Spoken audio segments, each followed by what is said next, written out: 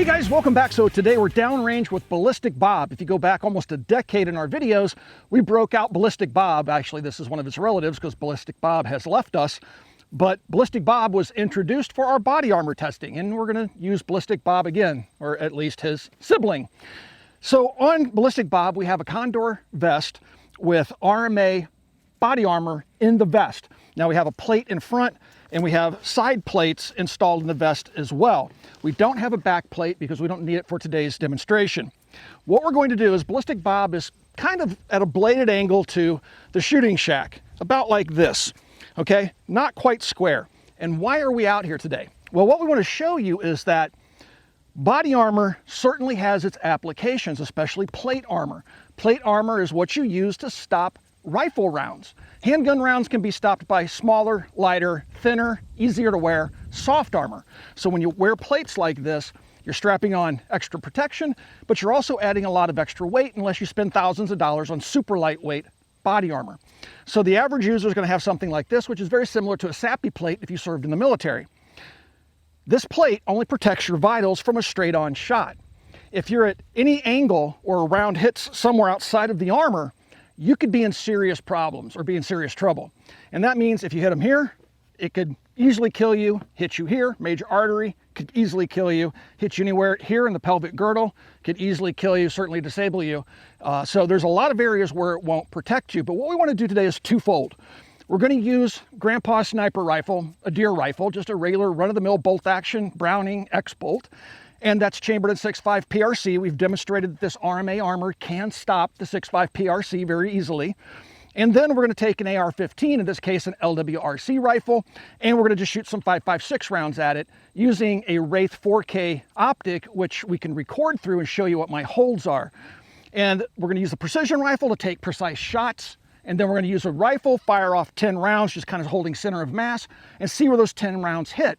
Keep in mind, with ball ammunition at about 100 yards, your average rack grade M4 will produce about a 3-inch group. Extrapolate that out to 200 yards, you're looking at about a 6-inch group, and that's where we're at, 200 yards. So if I'm holding here, I can hit just about anywhere within 6 inches of where my hold is. So we're going to try that out. We're going to see how many rounds I'm going to hold center of mass, just shoot, see how many rounds this stops, how many rounds slip past the armor, and then we're going to have a discussion at the end of the video. What is the use of this armor and does it make sense to carry it? Because keep in mind, each plate is going to weigh about 8 pounds. Just plates is going to be 16 pounds of armor, plus all your gear, your magazines, ammunition, all that stuff. If you opt to put the side plates in, that adds another few pounds. That takes this whole kit weight up to about 22 pounds of just armor. Again, add all of your kit to that, and you're carrying around a bag of salt, like if you have a water softener in the basement. All right, that's enough being said. Let's head up to the hill and start shooting at Ballistic Bob. Buddy, we're sorry. Tomlinson's Shooting Sports, thank you for the ball cap. Let's get started. We're going down range to set up old Ballistic Bob. Gonna put him at 200 yards and do a little bit of snipping.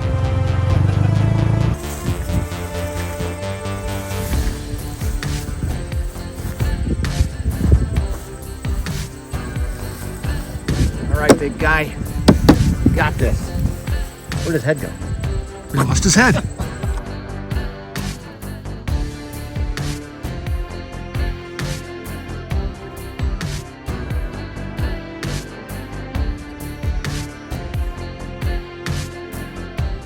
What is it with these frickin' stink bugs, man? Holy cow, these things suck.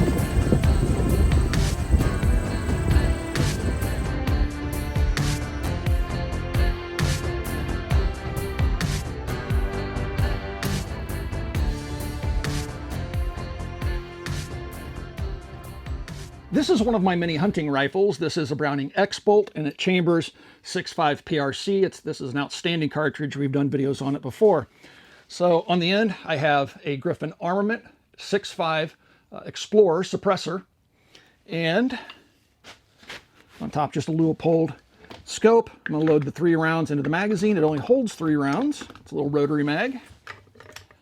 And now we got Ballistic Bob down there. Again, kind of a slightly bladed stance, not very bladed from where I'm sitting here now, but I still see a few openings there where I can slip a shot in on old Bob. So let's go ahead, load her up. Make sure I got one in there. I did. Such a smooth action. And here we go. Let's go for the neck first. One of the fastest ways to take down a deer is to shoot it in the neck. And here we go. Try a neck shot. All right, we'll have to go down range and see what we've done. All right, next round, I'm going to try to slip it off the right side of the armor into that exposed shoulder. And this one's going to go right into the pelvis.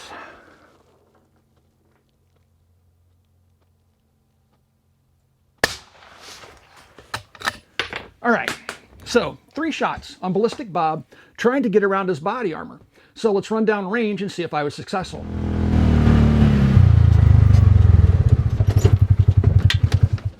All right, Bob, what do we got? Oh, Bob, that looks like it hurts. Stink bug, wish I would have seen him. All right, so Bob took one in the neck. That would instantly kill you, especially from a 6.5 PRC. That bullet's really stepping out about almost 3,000 feet per second. It's a 140 grain pill. So that's a lethal shot.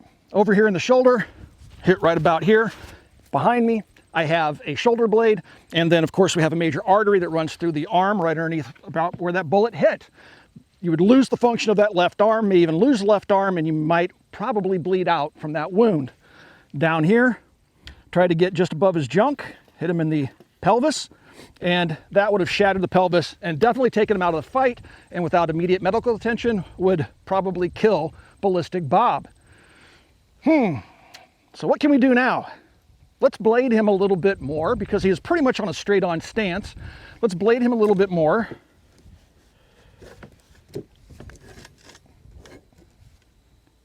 Stay standing, Bob. And then we'll take some shots over here on the side as if Bob was standing sideways to his would-be attacker. All right, Bob, good luck. All right, guys, we're back at the 200-yard line, and we have Ballistic Bob at a kind of a bladed stance, and we'll fire off 3 more rounds of the 6.5 PRC out of the Browning. Let's see what openings we have here. Got the neck once again, clean shot. You can do the head as well. We got that shoulder, and we still have that pelvis. Pretty much the same shots we took before, just a slightly different angle, a more lethal angle, potentially, especially in the torso shots. All right, let's see what we can do. Now, I was hitting a little bit right on the first shot, so I gave it 1 click left. It's just 1/10 of a mil. Hopefully that didn't overdo it. It'll put us right on target. All right, so first shot we're going to take in the neck. Now the next shot we're going to do in the shoulder. Now this is definitely going to traverse more of the chest cavity. And then the last one we're going to put into the pelvis yet again.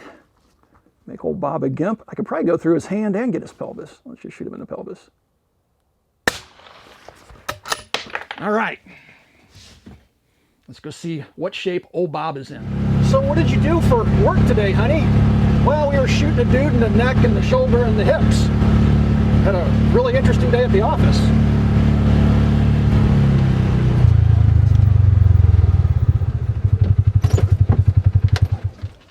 All right, Bob. All right, well, once again, now he's at a more of an angle. So you can see that bullet came in at a slight angle. So it would have blown out the neck. Again, perfectly lethal shot. This one went literally through the same hole, except going at a more of an angle. So it's going to, get into the chest cavity, maybe get the lung, the top part of the lung. And then down here, he needs a cup. So I think we've proven the point.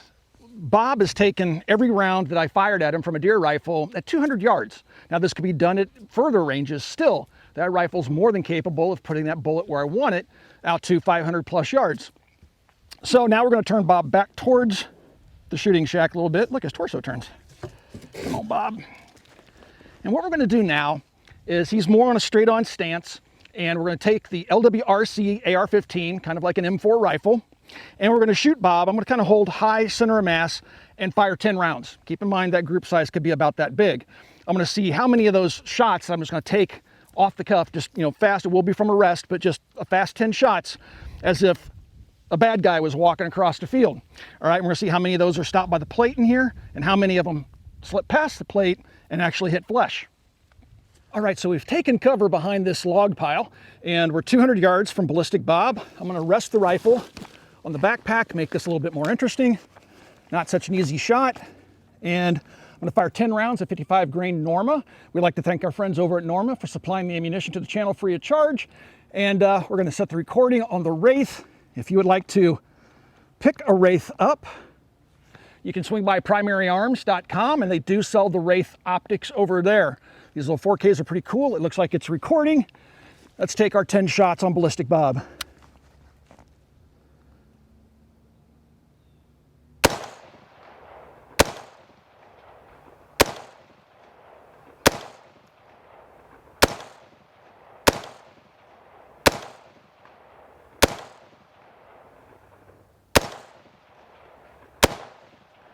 Now, because I could see him with the 4-power magnification, I was trying to hold just a little bit high, but also I was moving around because this is not a very solid rest. I did definitely hear one of the rounds, I believe, hit the steel or hit the armor plate because I heard a thwack, even though I didn't have a suppressor. So it's going to be interesting to see what the results are. All right, Bob, what do you guys think? 30% success? 50%? Let's see what we got here. All right, we'll start down here. We got one that slipped past the armor. That's going to mess you up. Wow, I think that one just went right under the very edge. Sure enough, there is a hole back there. So, 2, this one just went just under the armor. There's a hole here, 3. There's another hole there. So one of the rounds went in somewhere over here. Put another round there. Got one up here, went just across the top of the armor. Hit him in the throat. One here in the arm. One of the rounds hit the very edge of the armor, shattered it, which it's supposed to do, but that bullet was stopped. There's no evidence of any damage over here from that round, so it hit the very edge and it still saved Ballistic Bob's life. And we got one here in the plate, here in the plate. So 10 shots fired, 6 hits away from the armor. That's 60%. 60% of the 10 rounds I fired from a hasty rest at 200 yards, not even really taking my time to aim, and I got a 60% hit rate. 60% chance of defeating the armor at 200 yards. That's pretty interesting. You know what? Let's get this armor off of him.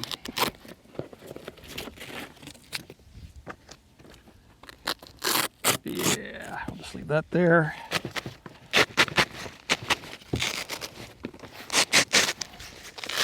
The side plates weren't a factor at all in all of this.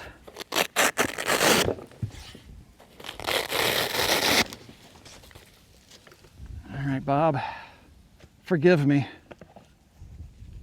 All right.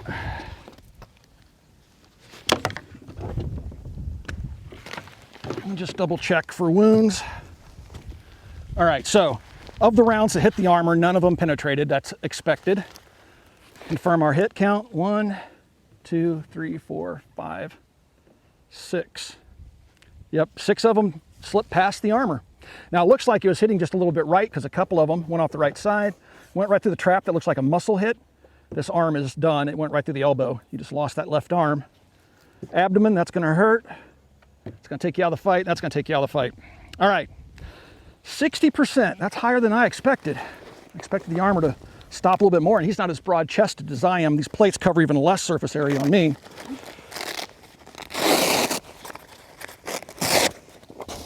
Let's see, here we go. Got to pull on the right flap. Let's see what the armor looks like.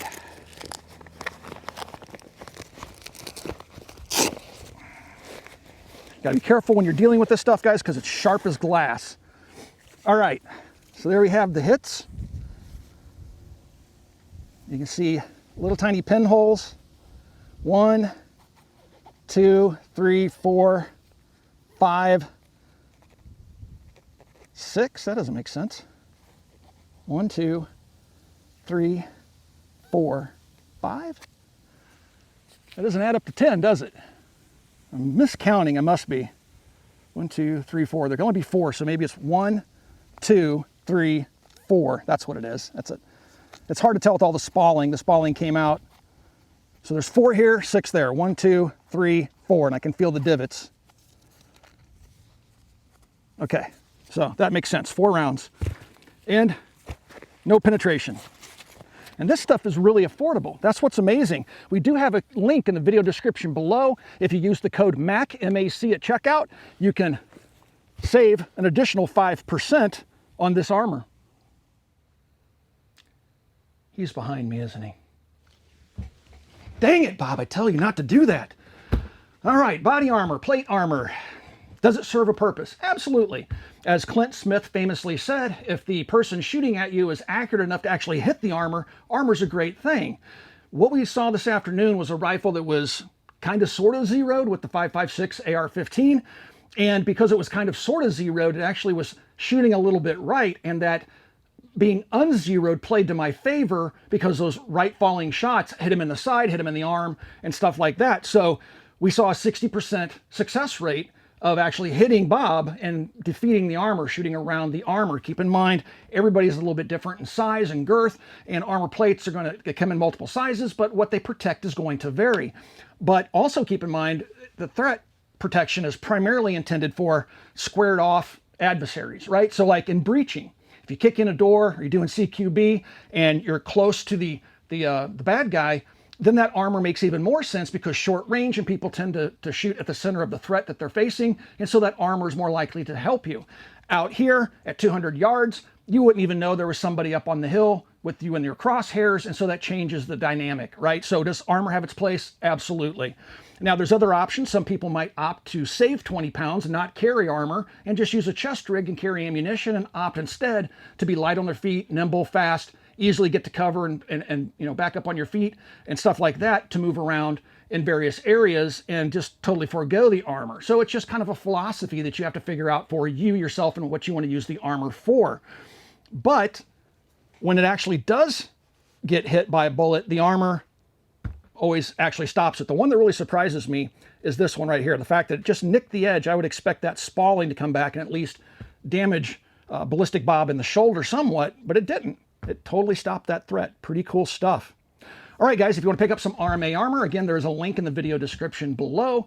And yeah, it's awesome stuff if you actually need armor. If you would like to support us here at the Military Arms Channel, the best way to do that is become part of our Patreon family. There is a link in the video description below. Also, right here on YouTube, you got that little join button underneath the video player you're watching right now. Mash that join button, and you can support us right here on YouTube in the age of demonetization. And last but not least, guys, please swing by and check out Copper Custom. Thank you for 14 years of support, and we'll talk to you soon.